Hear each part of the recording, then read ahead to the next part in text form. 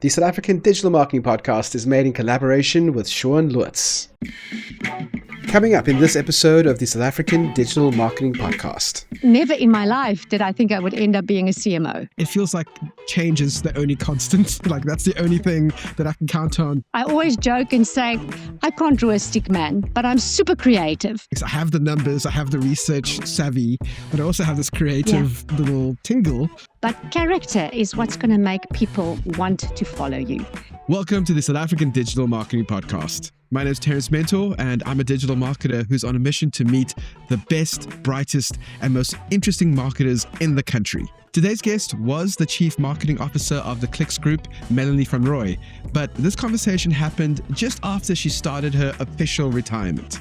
It's not often you get the chance to get insight from a marketing professional at the very end of her career, and this was a fantastic opportunity to really tap into Mel's deep experience. Even though it's clear from this conversation that Mel is far from done when it comes to influencing the marketing industry in South Africa, we did start our chat by talking about how she got started in the marketing industry in the first place.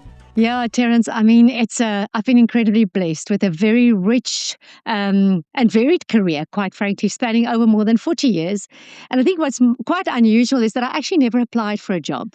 Every role sort of found me, which I think says something about the value of, doing good work, building relationships, and just being open to reinvention.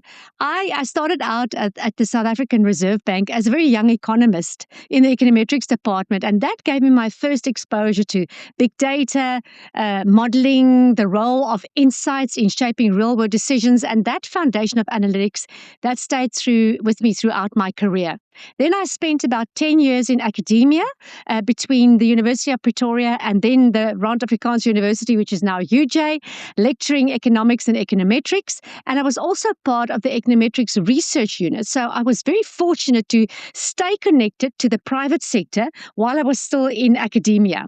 And even after I left formal academia, I just stayed involved in guest lecturing and later as a very fancy professor of practice, I shall tell you, in marketing, because that's also how I give back.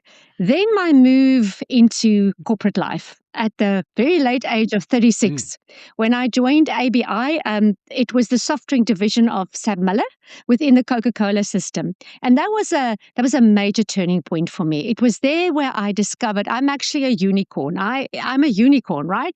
Somebody that has a deeply analytical brain, but also a deeply creative one in one body. I always joke and say, I can't draw a stick man, but I'm super creative. And I think that combination for me then clicked in marketing because that was my first exposure to a marketing team, which was absolutely fantastic. Then after that, ABI was an amazing 10-year journey for me. I had exposure to some of the most amazing, best global marketing thinking and iconic campaigns like the launch of Coke Zero in South Africa. And I eventually became the executive responsible for strategic planning and research. From there, I moved into retail, right? As marketing director of Macro, which is a very different world from FMCG with big budgets, big pockets, right? Retail teaches you very quickly that margins are very tight and every decision must hold commercially. So during that time, we launched Macro Online, we launched the app, we rolled out Big on Life rebranding, and I launched the famous 100 Rand deal, which to this day actually remains one of my most favorite campaigns of all times. After Macro, I spent a short stint as group marketing director at Dis-Chem.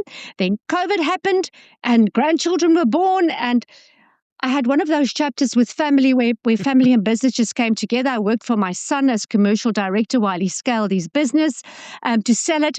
And then one of those really once-in-a-lifetime moments. I got a LinkedIn message one night late, on a Monday night late, from the HR exec at Clicks saying, the managing executive of the Clicks Group was looking for me. By that Friday, I signed a contract, and on the 1st of April, and that's no joke, 2021, I actually started in Cape Town with Clicks as the CMO. And I spent 5 amazing years there, leading a team of over 200 people. And it was honestly one of the best roles of my career. We did amazing work building the brand, from Club Card to experiential campaigns like Beauty Playground, the Bro Nation, and to see Clicks being recognized by Kantar recently as the most differentiated brand in South Africa. That was really special.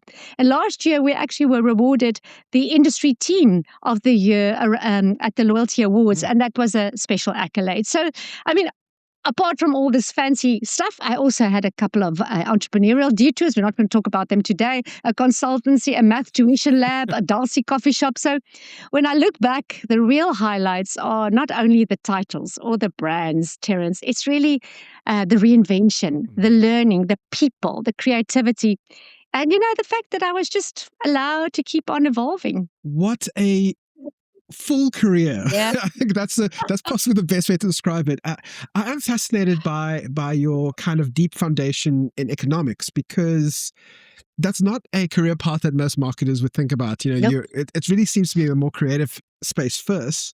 But when you really think about it, economics is a great place to start for marketing. This idea, maybe I have a misunderstanding of what economics is, but really this idea of why people do the things they do and how to potentially get it to change doing the things they do. I mean, isn't that what marketing in a big way kind of is? So Exactly. so is that where in your studies and in your teaching and your professorships, was there a time when you suddenly went, oh, wait a second, I have the economics, I have the numbers, I have the research savvy, but I also have this creative little tingle. Correct. What point were you looking at and going, oh, wait a second, marketing brings those two worlds together? How did you know that was a shift you needed I to think make? I think I happened on that by accident, actually, Terence. When I was called by ABI's marketing director at the time, Boyce Lloyd, he had a master's in econometrics, and he wanted me to start this research unit, which I thought was really about numbers. And when I got there, and it was in the marketing team, I realized exactly what you said was, geez, but it's trends, it's insights, it's how consumers react. It's just a different lens. Marketing just gave me the opportunity to bring that to life. And that's why I went, ta-da. But little did I know that data would become so important in the Yes. marketing fraternity the way it is today. I mean, when I started studying econometrics, never in my life did I think I would end up being a CMO. It's kind of like applied marketing's like applied economics in a weird way. Correct. Correct in a weird way. As I say, just a different lens. But okay, let's maybe look at the broader context of your career. You've been in these different positions, and like you say, there's a bunch of things that we can't even get to because there's so many different things that you've done. But across all of the kind of ebbs and flows of the career, what things have kind of stayed constant? Because we know it does feel like marketing to me, and especially to me as a digital marketer, it feels like change is the only constant. Like that's the only thing that I can count on. The algorithm's going to change tomorrow. The best channel is going to change tomorrow. Even the tools that we use will change tomorrow. Yeah. But have there been certain things that have just stayed the same? Well, yes, you're right. There's been an enormous change in marketing, and pretty much of that has been very necessary and exciting. The 4 Ps were getting really boring. I think marketing absolutely has moved from those people that just do the pretty pictures, and the above the line campaign, to being a far more technical, commercial, and accountable discipline. Today, we're talking data, we're talking customer journeys, we're talking personalization, predictive modeling, AI, and measurable return. But I'll tell you one thing. With all of that, Terence, I think the heart of marketing has stayed remarkably constant.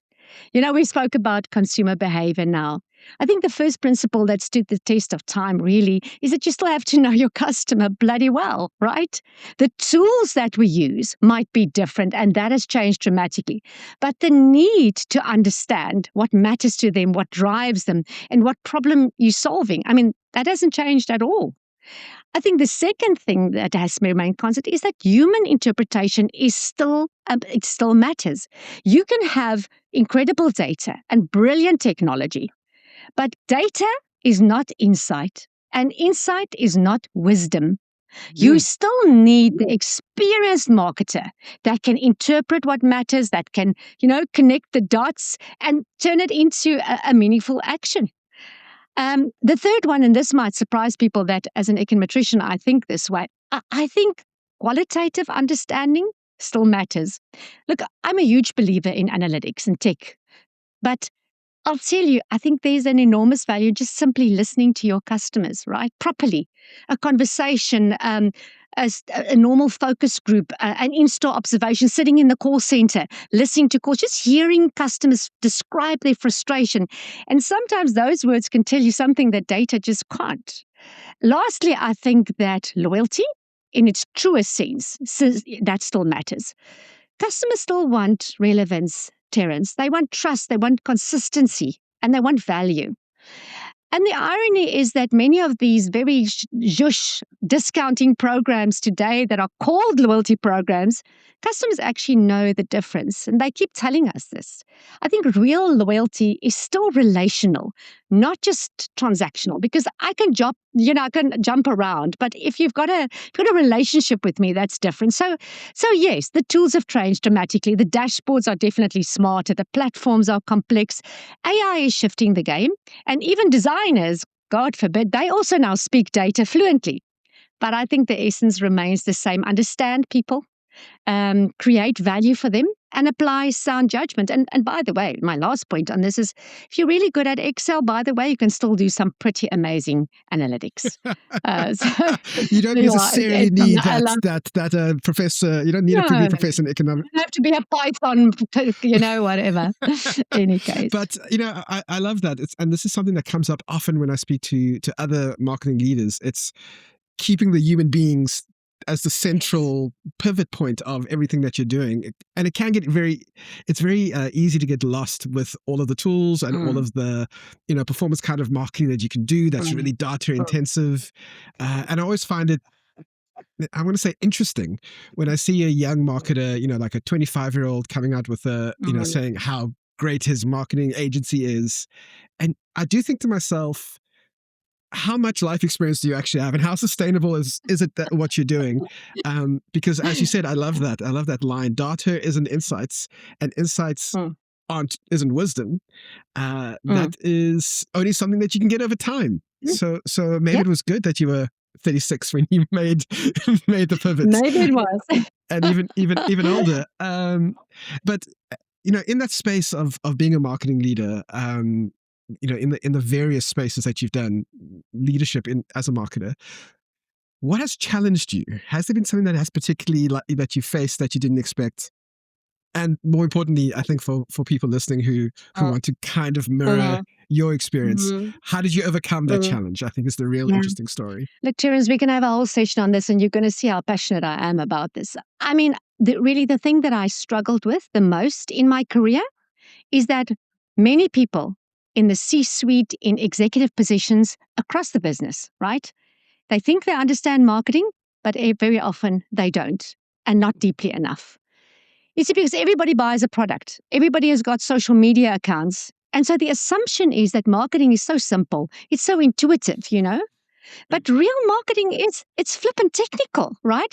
It sits at that intersection of the consumer psychology data, the commercial strategy, brand building, financial trade-offs, and creativity. And it's far more complex than people want to give it credit for. So one of my biggest challenges was often not just doing marketing well, but also educating the rest of the business on what marketing actually is and why it matters. I spent so much time trying to shift the conversation away from marketing as a fluffy spend towards marketing as a serious business growth driver. What also frustrated me was then, as a result, these incessant demand for simplistic answers to complex questions like, what is that ROI of that billboard, Mel? Well, that is just not how a consumer behaves, right? Terence might have seen the billboard. He also heard the radio ad on 94.7. He received a push notification from Clicks. He scrolled past a video, and then he walked into a store and he picked up a leaflet. So which one influenced him? Because marketing it's cumulative. It's cumulative. It's a combined effect of many touch points that shapes a decision. So no, dear sir, I cannot tell you what the ROI of that specific billboard was. So how did I deal with this? Look, I learned to speak the language of business fluently. I learned to frame marketing in commercial terms, to bring evidence and data where it was possible. But also I was also able to stand firm, right? Where the complexity of human behavior just simply could not be reduced to one real number. And over time, I realized that being a senior marketing leader is actually being an educator at the same time. You're not only leading the function, you're often defending it, translating it, and help others understand the strategic value. I'll tell you, if I got 100 Rand for every time somebody in my career said, Mel, half of marketing money is wasted. We just don't know which half. You know that one, right? And that has been my struggle. And I guess it will continue to be the struggle because when it became this technical, I think people are also a little bit intimidated, to be honest. Yeah, I definitely think that it's one of those issues where, because we are always surrounded by marketing, people think, well, it's part of my life, therefore I understand it, as well as this very senior marketer who's been experienced and has studied this and has done multiple, hundreds of hours of campaigning, which is very strange because, I drive a car every single day, but I wouldn't call myself a mechanic. And yet this is what people do when it comes to marketing. And again, just to echo what you're saying, that has come through with a lot of the other also senior marketing leaders that I've spoken to. It's learning how to answer that question about ROI. And it's not giving them the simple answer, but it's the slow education that can be a little bit of a grind, but it over time, I suppose, earns not just yourself, but like the whole marketing department, the respect that it deserves within the business function. I guess you're kind of, so you're protecting your team, you're protecting the department, and you're a teacher. I guess this is why being a professor was helpful beforehand as well. Very much. Very much. And also learning EQ over time, not to let the red hair absolutely flare every time when I get asked that question. Yes. Yeah. The patience must be important because again, I wouldn't go to the CFO or the the accountants in a company and tell them, oh, you know what, I think your spreadsheets aren't set up correctly. I wouldn't even dare think of that. But learning that EQ is important. So maybe then, I've spoken about this idea that there are potentially other young marketing leaders or young marketers who would want to follow in your footsteps. And I know you've spent a big part of your time in the various places you were in, raising young marketers, supporting them, mentoring them, encouraging them. What kind of mistakes do you see young marketing leaders make fairly early on in their career? Absolutely. And I love these young marketing leaders, I must tell you. I think their first biggest mistake is plainly impatience, Terence. Many young marketers, they want to rush up that ladder too quickly. They are hungry for titles and status and salaries, but sometimes they're not patient enough to build that breadth of experience that real leadership in marketing requires. Marketing is an enormous discipline. It's not a set of formulas. To become a strong marketing leader, you need exposure to many different parts of the function, right? Brand, digital, trade, customer insights, operations, loyalty, data, and often also the broader commercial realities of the business. And that kind of depth is really, it's never built in a straight line, correct? Sometimes you have to move laterally before you can move up. And that's difficult for them. I think another mistake that they make is that it requires constant learning. We spoke about how the marketing field can change very quickly. A degree, even an honest degree, is simply just not enough anymore. In this field, you need to keep on re-educating yourself all the time because the tools are changing, the trends, the technologies, and the customer expectations. They move too fast for anybody to rely what they learned at university. I also think that young leaders sometimes confuse visibility with readiness. Let me tell you what I mean with that. A title does not make you a leader, right? Being able to present well and use the latest buzzwords or build this polished brand on social or LinkedIn, that doesn't mean you're automatically ready to lead people. or make difficult decisions or carry strategic accountability, right?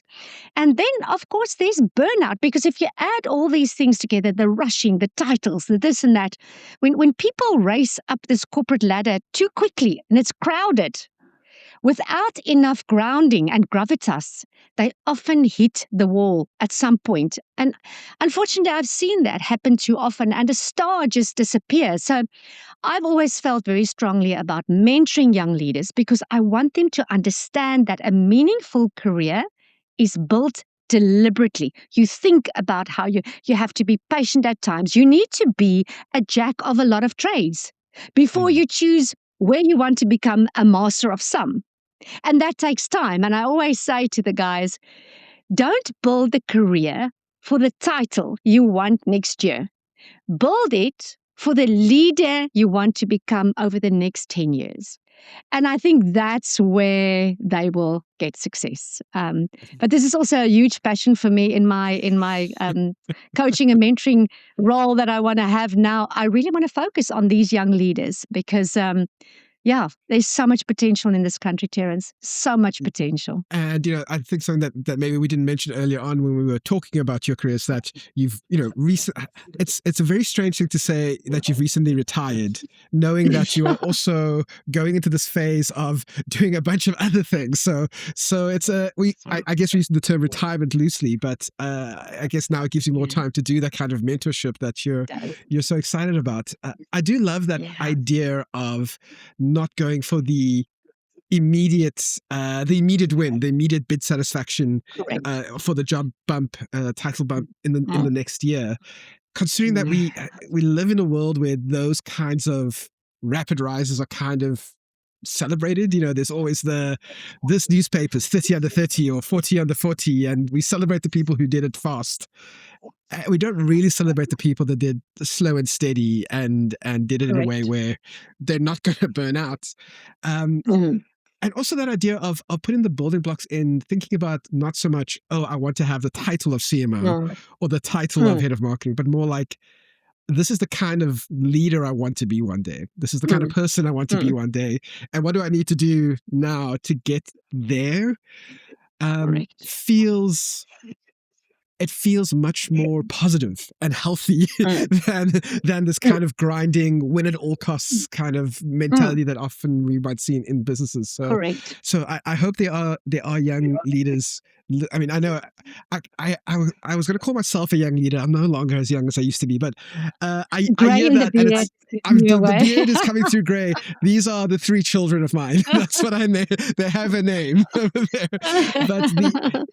But ultimately, hearing that is a bit of a sigh of relief. There's like a breath of fresh air with that, because it feels like actually you have time. You have time to do this correctly, and actually it's going to be better for you to do it correctly and slowly. And that slow build is really important. I think we've kind of answered my next question a bit, but maybe there's someone who's in a position like myself or someone else who is in the position where they feel like they're ready to make that step up. They've done all the work that you've spoken about, but they feel like now they are ready for that leadership role. They're ready to lead people. What kind of advice would you give someone like that who's potentially stepping into their first leadership role? So, I mean, Terence, obviously my first piece of advice would be get yourself a proper coach or a mentor, right? Ideally, somebody that would be honest with you, that is not only encouraging, but, willing to challenge you and hold up the mirror when needed. Leadership can be very lonely. And that kind of support, it matters enormously. I think secondly, I would say, think carefully about what is not yet in your armory, right? Leadership is not only about being excellent in your own function. I mean, that's a given. But it's also understanding that broader business that you are in. At one point in my own career, even after a PhD, 10 years after my PhD, I did an MBA, and people said, "What are you, mad?" Right? It wasn't because I needed another qualification for vanity's sake, right? I knew that if I wanted to sit credibly in a boardroom with finance and HR and supply chain and operations, I needed to understand their world, their language, and their pressures. So I think it's important to investigate that. Thirdly, I would say do the inner work, the self-management stuff. Whether you do a Enneagram course or a Myers-Briggs or a Strength Finder or any developmental tool, I think when you are at that point where you're moving into leadership, self-management and self-awareness is crucial. You need to know what drives you. You need to know what your blind spots are. You need to know, how do I show up under pressure and what impact I have on others. There are too many horrible leaders out there. And then lastly, start leading before the title arrives. Leadership begins in how you influence around you, how you listen, how you behave under pressure, how you create trust in your own team, and just how you make other people feel. Don't have to wait for a promotion before deciding to become that kind of leader that others would want to follow. And please, whatever you do, just aspire to be inspirational. The world has enough bosses. And believe me, there are ugly bosses out there, high up, ugly bosses. The world doesn't need more of that. The world needs more inspirational leaders, because a title makes you accountable, right? But character is what's going to make people want to follow you. And to me, that's really the core of leadership and how you plan in your career. You can be a 10-year-old child and prepare to be a leader in that way. You can be 45 or 36 like me. And I think that is what makes the difference in a company, is the quality of leadership that they have at the helm. That's it for this episode of the SA Digital Marketing Podcast. A big thank you for Mel for giving us her time at the beginning of her retirement. It is very much appreciated. And of course, you can connect with Melanie on LinkedIn. I'll put a link to her profile in the show notes. Also, as always, remember to subscribe to this podcast so you don't miss out on the next episode that will be coming out in a couple of weeks' time. As always, it's going to be a banger. Thanks so much for listening. This was the SA Digital Marketing Podcast.